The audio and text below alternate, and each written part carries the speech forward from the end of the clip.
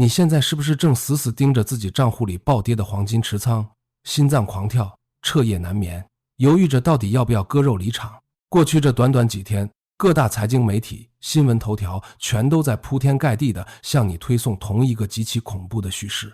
他们信誓旦旦地告诉你，黄金单周暴跌 10%， 盘中直接击穿$5000大关，创下上世纪80年代以来最惨烈的单周跌幅。这意味着2026年的黄金超级大牛市已经彻底宣告终结。他们用各种看似严谨的宏观经济学逻辑对你狂轰滥炸，说是因为中东地缘政治局势导致国际油价狂飙，通胀数据再次爆炸，美元随之强势反弹，所以黄金丧失了避险功能，遭遇了史诗级的抛售。此时此刻，全世界似乎都在劝你赶紧认清现实，趁着还没有亏到倾家荡产，赶紧抛掉手里的黄金头寸。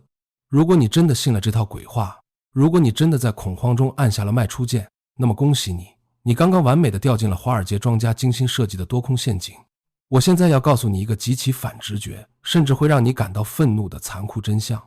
现在所有新闻都在告诉你局势即将缓和，黄金逻辑已经崩塌，他们正在把你引向今年金融市场上最大的一个认知误区。你所经历的这场暴跌根本不是什么宏观基本面的恶化，而是一场蓄谋已久、极其冷血的流动性定向爆破。这是一场华尔街顶级掠食者针对全球散户的联合洗盘，是一次教科书级别的假摔。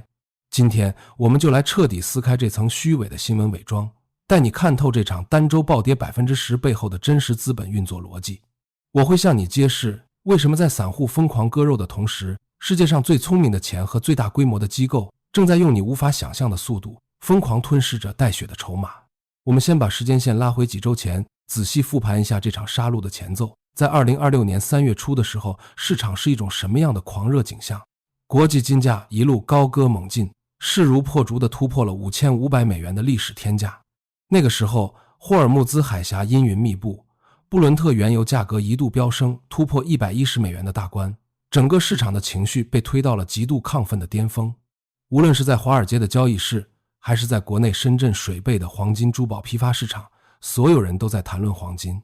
无数根本不懂宏观经济的散户，甚至是大妈们，都开始动用高杠杆，盲目地冲进市场抄底，生怕错过这场100年一遇的财富盛宴。市场共识达到了惊人的一致，所有人都坚信黄金会永远涨下去。但金融市场的铁律是，当大妈都开始排队买入，并且坚信稳赚不赔的时候，死神就已经举起了镰刀。就在所有人都加满杠杆，做着发财梦的时候，毫无征兆的雪崩开始了。国际金价在极短的时间内连续跳水，以一种令人窒息的自由落体姿态，直接砸穿了$5000的心理防线，最低甚至逼近了$4200的区间。这种断崖式的暴跌瞬间触发了无数杠杆账户的强制平仓线，国内的黄金交易品种也同步崩盘，跌幅超过 10%。无数在$5500高位追高的投资者被死死套牢，血本无归。深圳水贝甚至传出了罕见的珠宝企业违约危机，整个产业链哀鸿遍野。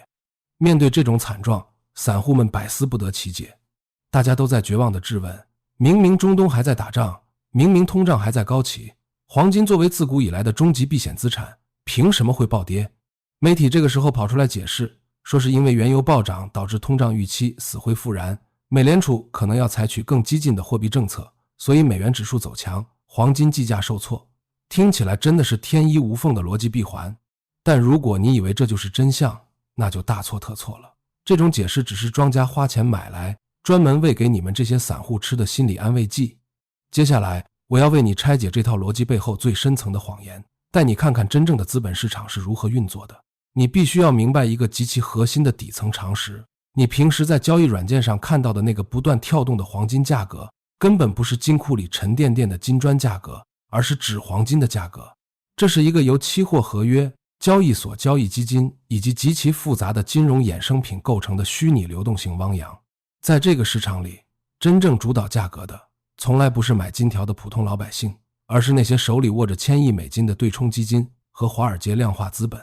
当3月份原油价格因为地缘冲突突然暴涨的时候，这些华尔街的巨无霸们其实在其他领域遭遇了灭顶之灾。很多大型基金在债券市场或者其他宏观资产上持有庞大的头寸，原油的飙升导致他们的这些持仓出现了巨额的浮亏。这个时候，华尔街的清算中心就会发出催命符一般的追加保证金通知。这些基金经理接到了电话，被告知必须在几个小时内凑齐几十亿美金的现金，否则就会被强制破产清算。面对这种生死存亡的时刻，你觉得他们会怎么做？他们根本没有时间去卖出那些流动性差的资产，他们只能被迫抛售手里流动性最好、变现最快的资产来换取救命的美元。而在整个金融体系中，除了美国国债，流动性最强、最容易被大规模抛售变现的资产就是黄金。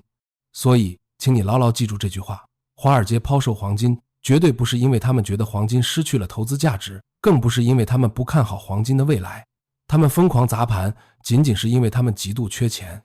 这就是金融学里极其残酷的流动性挤兑。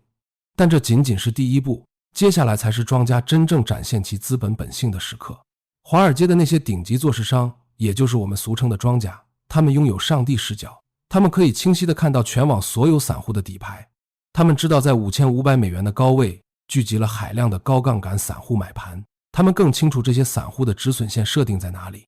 当对冲基金因为缺钱而开始抛售黄金，导致价格出现初步下跌时，庄家做出了一个极其阴险的动作，他们突然撤掉了在下方的所有买盘脱单，这就像是在万丈深渊上抽走了一座吊桥，失去了庄家的托底，黄金价格在重力的作用下直接开启了无底洞模式的暴跌。当金价跌破5000美元，跌破4800美元这些关键技术位时，散户的心房彻底崩溃了。恐慌情绪如同瘟疫一般蔓延，程序化交易的止损单被连环触发，形成了恐怖的踩踏效应。无数散户在极度绝望中流着眼泪按下了割肉卖出的按钮，他们把原本可以用来抵御未来通胀的宝贵资产，在最低点以最廉价的折扣拱手让给了市场。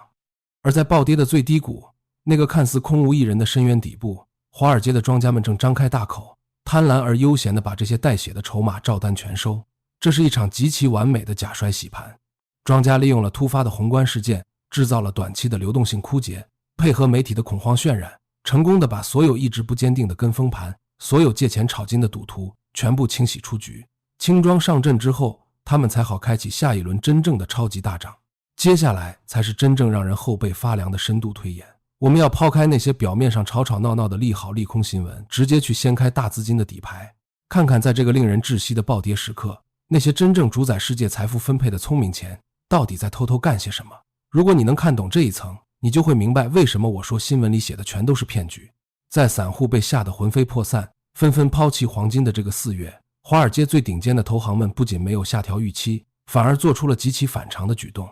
摩根大通，这家全球最大的金融帝国之一，刚刚发布了他们有史以来最激进的黄金预测报告，直接将2026年底的目标价上调到了惊人的6300美元。高盛集团也紧随其后，向他们的高净值客户发送密报，大幅上调了未来的金价预期，将目标价看涨至4000美元左右。德意志银行同样认为金价即将突破6000美元大关，这难道不觉得极其诡异吗？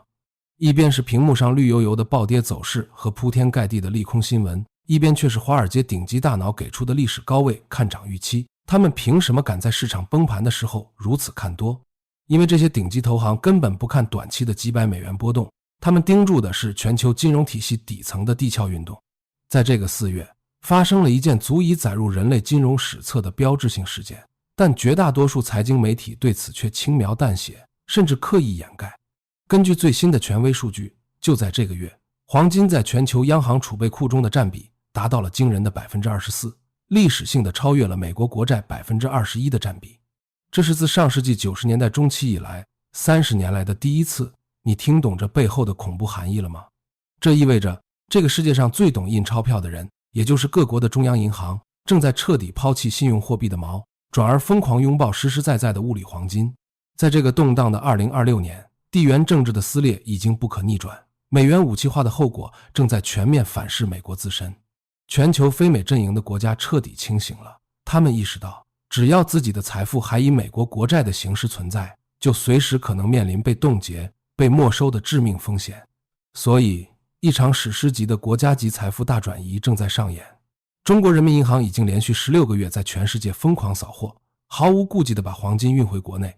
波兰央行行长甚至公开表示，要让黄金占到其国家总储备的 30%， 单月就疯狂买入了20吨。印度、新加坡、捷克，甚至是中东的产油国，全都在不计成本地把手里的美元绿纸换成金光闪闪的实物金条。摩根大通的报告明确指出，今年全球央行的黄金购买量将再次达到恐怖的800吨，这800吨占据了全球金矿全年产量的1/4以上，这是绝对的刚性需求，是任何短期利空新闻都无法撼动的超级底仓。现在你把自己带入到华尔街巨头的角色里去思考，你非常清楚各国的央行都在闭着眼睛买黄金，你也非常清楚实物黄金的供给根本跟不上这种国家级的囤货速度，黄金未来的价格注定要涨到一个常人无法想象的高度。但问题是，作为华尔街的资本大鳄，你自己的金库里还没有攒够足够的筹码，如果你现在直接冲进市场大肆买入，只会把价格推得更高，增加自己的建仓成本。那么你该怎么办？答案就是明修栈道，暗度陈仓。你必须利用自己对纸黄金市场的绝对掌控力，人为制造一场灾难。你趁着中东局势混乱、原油大涨、通胀反弹的绝佳时机，顺水推舟的砸盘。你利用流动性危机，在期货市场上疯狂做空，把纸黄金的价格狠狠地打下去。同时，你发动你控制的所有财经媒体，大肆渲染黄金牛市终结的恐慌论调。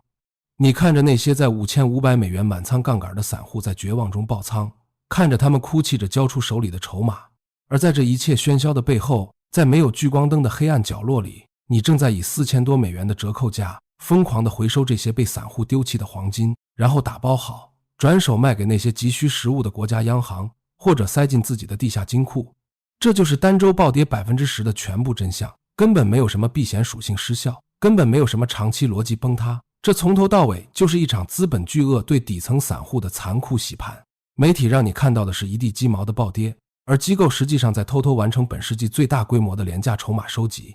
当散户看着账面的亏损痛不欲生时，聪明钱正在以一种不可阻挡的姿态彻底改变他们的资产配置策略，把时代的红利牢牢锁定在自己手里。这就引出了我们在投资市场中必须直面的最核心的人性弱点。为什么绝大多数普通人在金融市场里永远都是被收割的韭菜？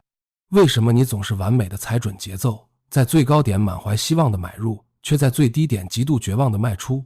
因为你的大脑从一开始就是为了在原始丛林里生存而设计的，而不是为了在华尔街的博弈中赚钱。当你看到金价不断突破新高，全世界都在为你描绘暴富蓝图时，你大脑里的多巴胺疯狂分泌，贪婪彻底战胜了理智，你迫不及待地想要参与其中，甚至不惜借钱加杠杆。而当市场突然转向暴跌 10%， 新闻里全都是毁灭性预测的时候，你的杏仁核瞬间接管了你的身体，你的潜意识感受到了致命的威胁，恐惧让你无法进行任何深度的逻辑思考，你脑子里唯一的念头就是赶紧逃跑，赶紧止损。只要能停止这种看着钱越来越少的痛苦，你什么都愿意做。但你必须清醒过来，你必须彻底重塑你的投资世界观。在这个由各国央行主导，旨在对抗法币信用崩溃的宏观大周期里，任何不改变长期供需逻辑的暴跌都不是灾难，而是对你认知的终极考验。这场 10% 的暴跌就是你跨越阶层获取未来财富必须要缴纳的入场费。如果你连这种为了洗盘而人为制造的短期阵痛都承受不了，如果你轻易的就被几条新闻吓得交出筹码，那你根本就不配拥有未来金价突破6000甚至7000美元时所带来的巨额利润。投资的本质就是把财富从内心焦躁狂热的人手里转移到那些极其冷静极度理性的人手里。你必须学会像华尔街的庄家一样思考，不要做他们案板上的鱼肉，不要做他们获取廉价筹码的流动性工具。当所有人都因为恐惧而退缩的时候，你要敢于直视深渊，看清这暴跌背后隐藏的巨大黄金坑。不要再被那些每天变来变去的垃圾新闻牵着鼻子走了，不要再让你的人性弱点成为别人报复的踏板。如果你想在这场史无前例的全球财富大洗牌中活下来，甚至实现阶层的逆袭，你就必须掌握底层的资本运作逻辑，站在聪明钱的这一边。如果你觉得今天的内容刺痛了你，但这正是你需要的最真实的清醒剂，我强烈建议你现在立刻点击下方的订阅按钮，给我这期视频点个赞，并且一定要开启旁边的小铃铛。我会在这个频道里持续为你拨开资本市场的虚伪外衣，带你直击金融世界的残酷真相。同时，我也欢迎你在留言区大声地告诉我，在看透了这场庄家洗盘的阴谋之后，你现在最关注的是哪一个市场变量？是通胀数据的走向，还是央行的实际购买量？或者留下你对未来投资的坚定承诺？我会仔细阅读你们的每一条留言，并持续为你追踪最核心的资本动向。我们下期视频不见不散。